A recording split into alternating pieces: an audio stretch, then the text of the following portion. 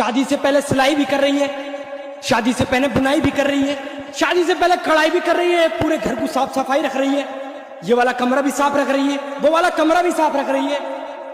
और जब इसकी शादी हो गई, ससुराल में जब ये पहुंच गई, इसकी सास ने कह दिया जरा इस वाले कमरे की झाड़ू मार दे, तो कह रही अम्मी मेरे जरा पेट में दर्द हो रहा है।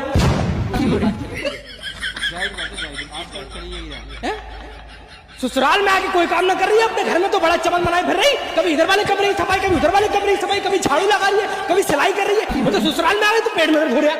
बिल्कुल जायज बात है तुम्हारी, बिल्कुल जायज बात है। किस सिर में दर्द हो रहा है?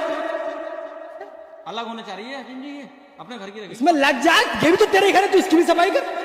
अपने घर में पोछे मार रही है, जरा इस वाले घर को भी सफा कर ले। बात गलत हो तो बताओ मेरी। ऐसी बातें कर रहे हो यार, तुम्हारी बात गलत हो जाएगी। तुझमें लग जा डायट।